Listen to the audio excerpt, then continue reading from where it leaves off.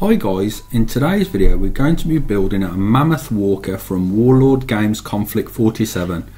But first of all I want to say a huge thank you to James at Goblin Gaming who sent me the miniature out. Now this miniature is going to be painted up and sent back to Goblin Gaming, and I fear the opponents that are going to play this miniature on the battlefield.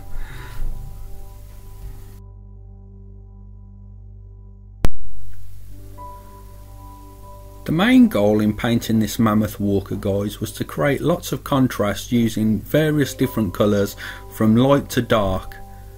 I also wanted to add some subtle weathering as well, just to add some narrative to the vehicle. If I remember, guys, I'll put up a picture of the box art, and as lovely as it looks, it's very two-dimensional in colour, so I wanted to create as much contrast and keeping it as believable and realistic at the same time.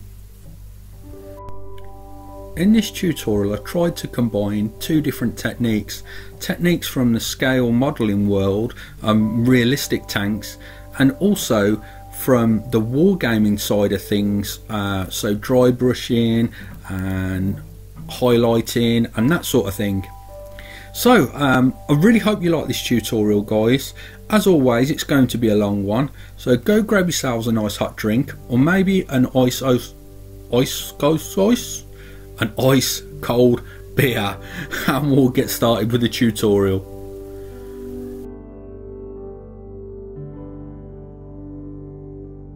I start off by priming the miniature using alclad 2 lacquer primer.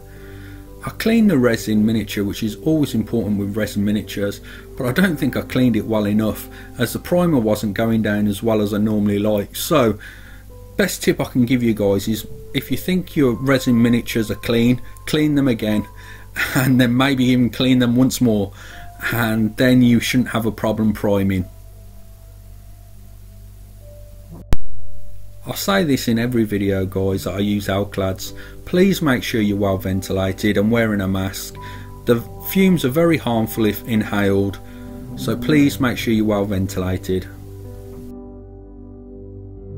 After priming, I'm coming in with AK Interactive's War Game Colour Olive Drab Shadow. Here you can see I've sped the footage up, guys, but you can see that I'm going round all of the tank and creating shadows in all the recessed areas. Hopefully even in this sped up stage you can see exactly what I'm doing. If you're a beginner to airbrushing, creating this pre-shading effect is brilliant. It really learns your hand and eye coordination with the airbrush, and also it doesn't matter if you make mistakes, as you can cover them up in the base coating stage afterwards. So this is really a fun stage of airbrushing.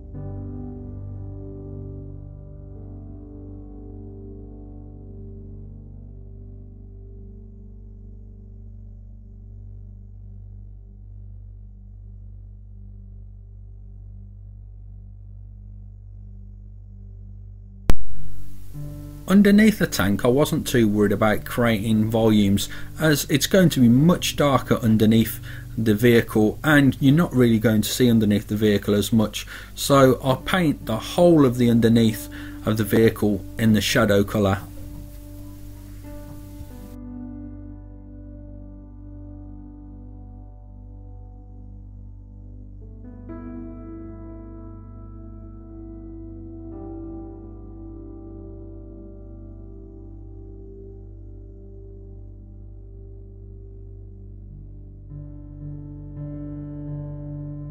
Now I'm going to lay down olive drab base all over the vehicle, but I'm very careful to place it down super thin as to not affect the shading that we've already done.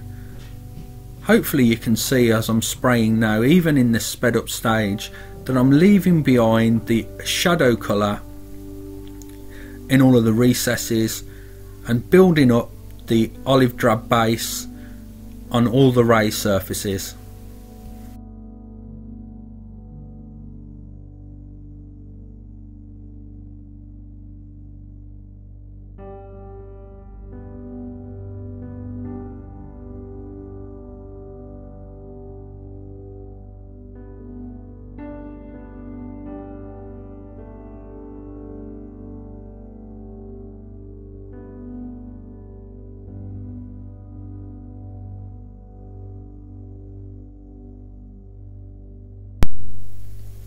And here you can see that I'm working around the underneath of the vehicle, and again I'm not as worried on the underneath of the vehicle, and I'm much quicker about spraying it as you're not really going to see underneath the vehicle.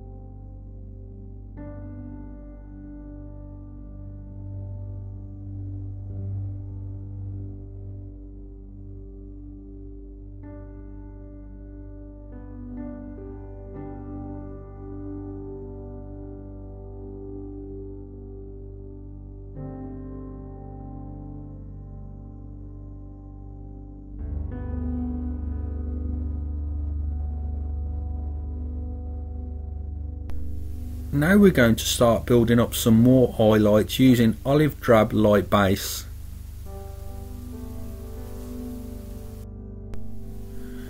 Here I'm working on the centre of the panels and all the extreme raised surfaces, and I'm making sure that I leave all the shadows untouched.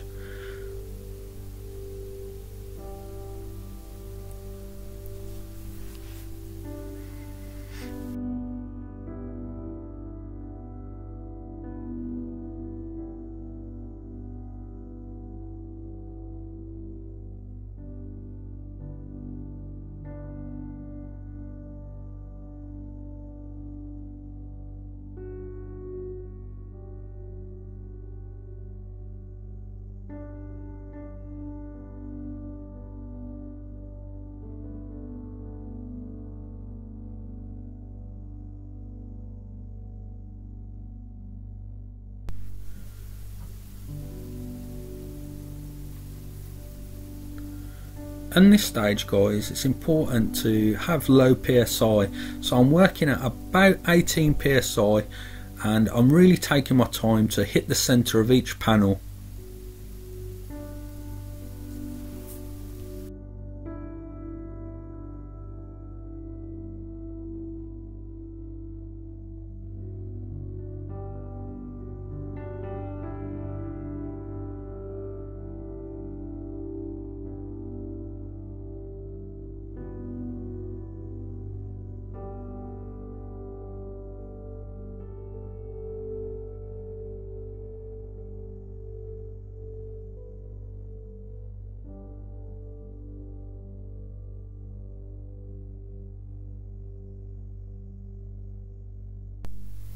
Now we're going to create some extreme highlights using olive drab highlights.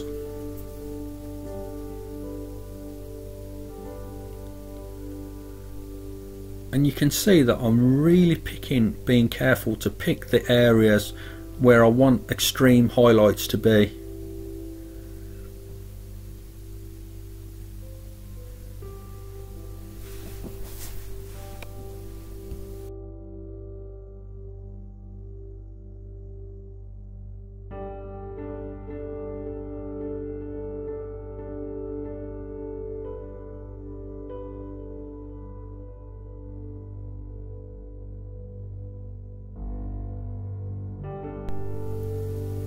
Here I'm adding a few highlights to the underneath of the walker, but not many, to be honest guys.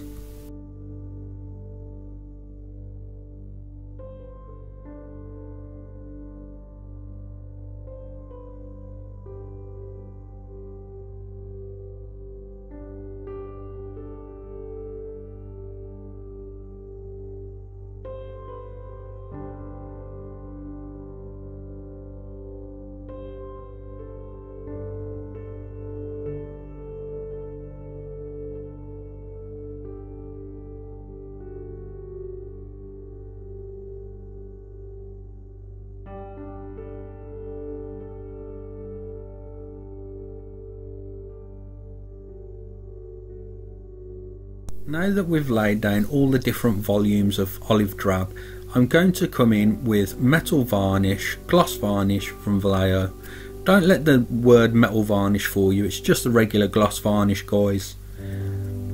Here I'm spraying at about 25 psi and about 4 to 5 inches away, and I'm careful to build up the gloss varnish slowly as I don't want to get any drips running down the tank.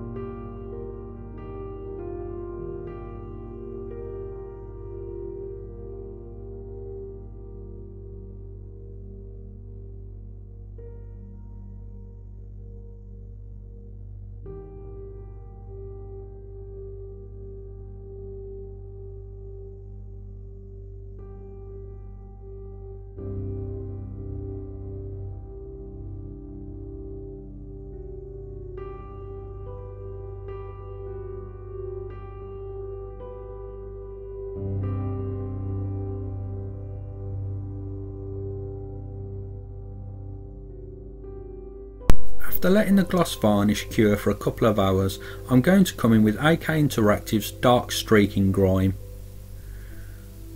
Here I'm using a size 3 Winsor & Newton brush, and I'm being really loose about creating all those shadows around rivets. But then I'm coming back in with a brush dipped in white spirit, and I tidy up all of the areas where I don't want the streaking grime.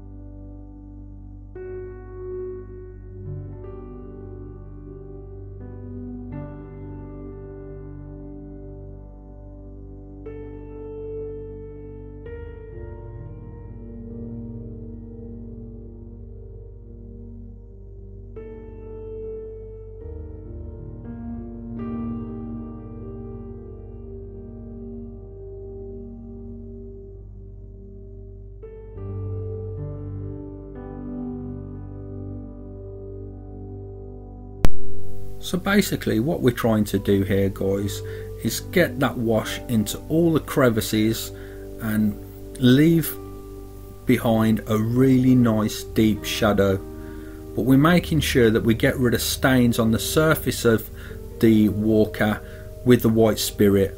So it's a case of pull and play.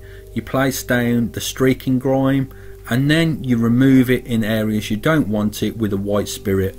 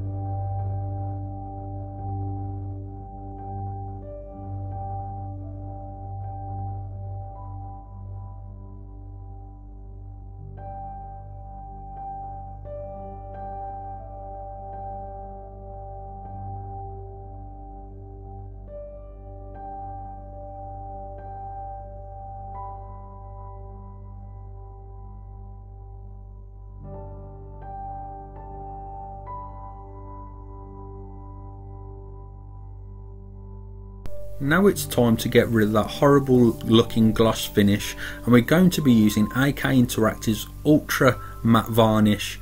Now I really like this varnish and I love the ultra matte finish, but you have to be careful with this and not lay it down too thick, because if you do lay it down too thick it could start looking a little cloudy and foggy. So try to lay it down thin, about 4 to 5 inches away and at about 20 psi.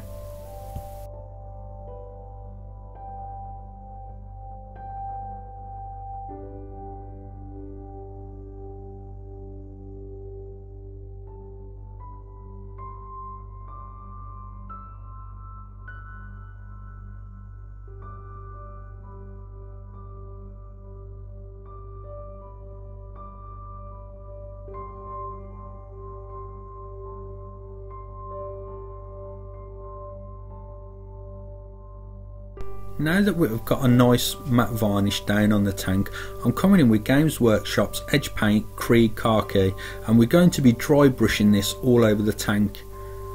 It's very important to note, guys, that when dry brushing you have to remove pretty much all of the paint on some paper towel. Remove the paint on the paper towel until you see no more paint coming off on the paper towel, and then you know you're ready for dry brushing.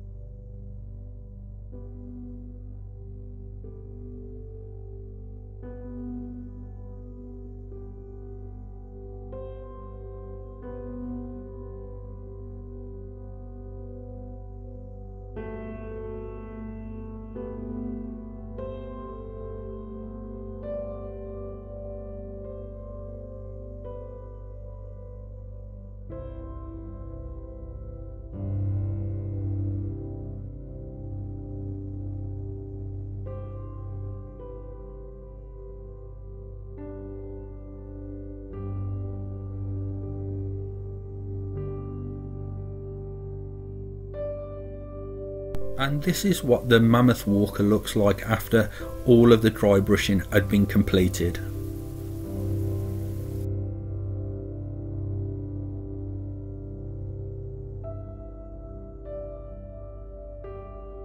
Now we're going to start adding some rust to the vehicle using Light Rust Wash by Ammo by MIG. Here I'm applying it neat to all of the nooks and crannies, but I'm making sure that I'm selective where I place it. I want to build up a narrative of where I think rust would naturally occur. So pick out areas on your own vehicles, guys, where you think the rust would occur. Like here, I'm heavily packing it into the exhaust, as I think they would look really rusty. But on the rest of the vehicle, I'm just placing it on a few rivets here and there, and a few of the hatches.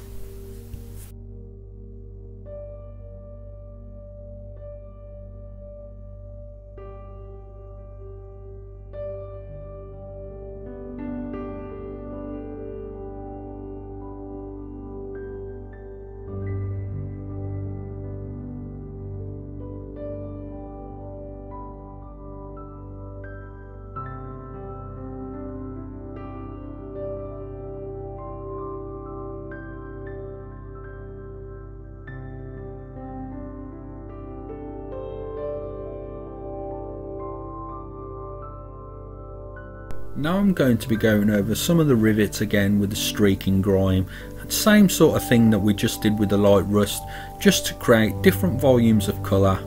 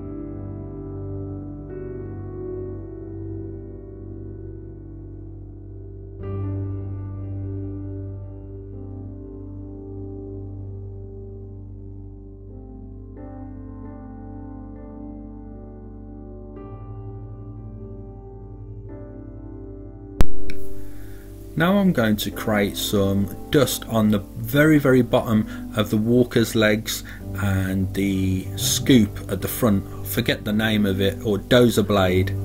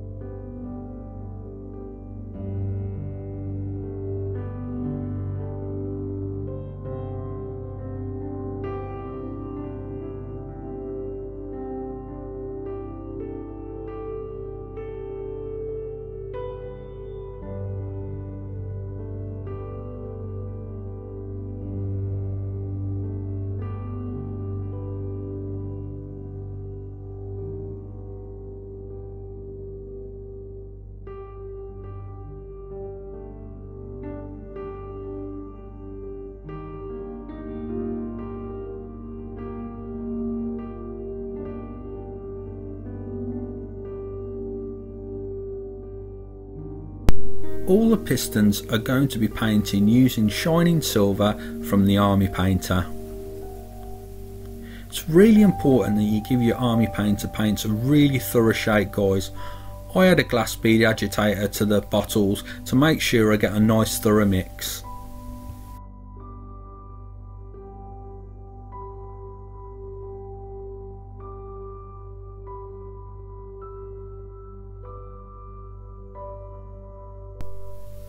And here you can see what the vehicle looks like after all the pistons have been painted.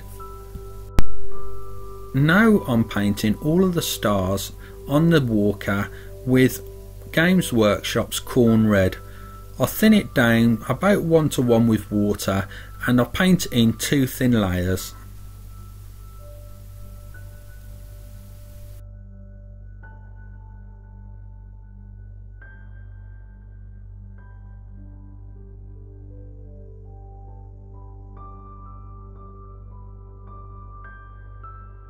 Now I'm going to create highlights using Games Workshop's base paint Mephiston Red, and again I thin it down heavily, and you can see that I've already started building up some of the highlights on the edges of the star.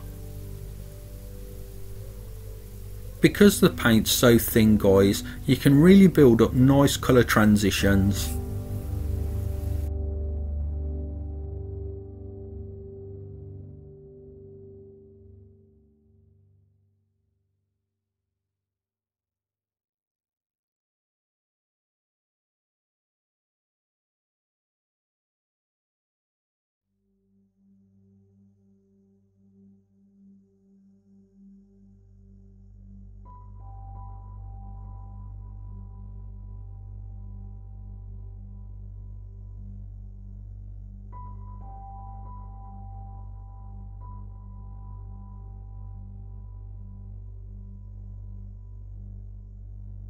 The army painter's matte black is painted onto the hammer and sickle.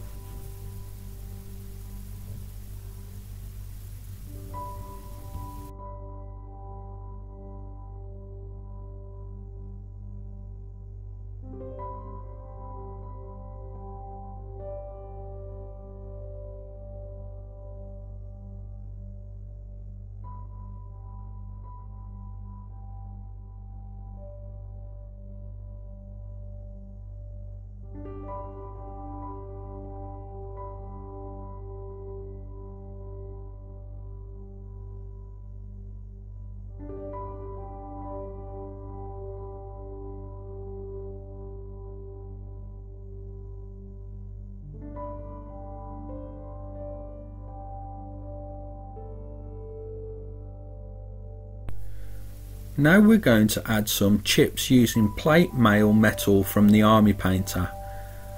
It's really cool adding chips to the tank, but you have to keep one thing into mind, guys. The chips have to be ultra small to be in scale with the vehicle. Here I'm using a sponge where most of the plate mail metal has been removed on some paper towel.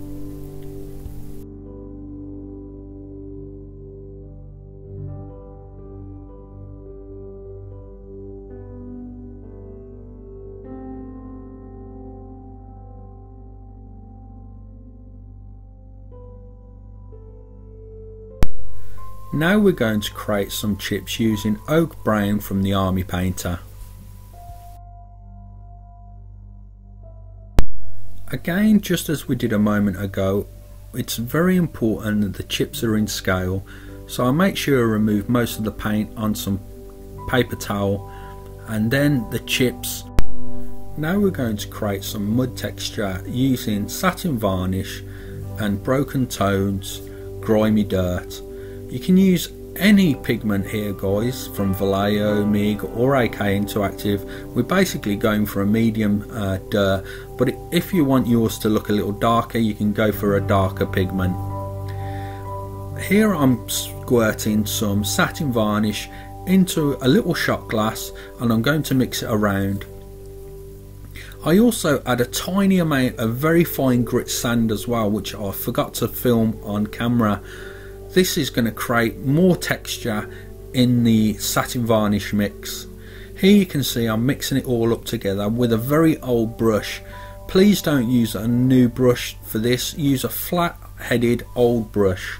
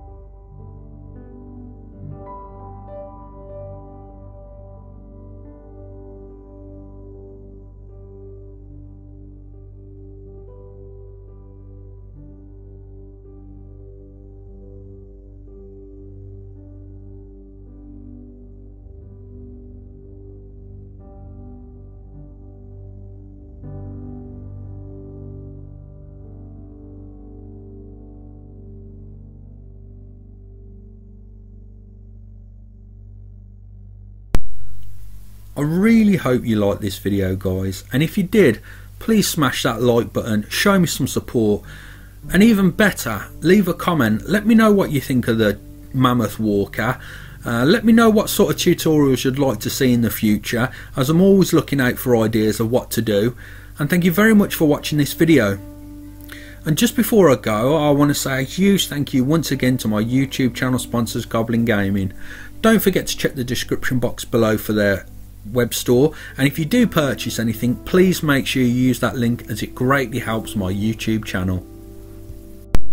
So thank you all for watching this video guys, and I'll catch you in the next one.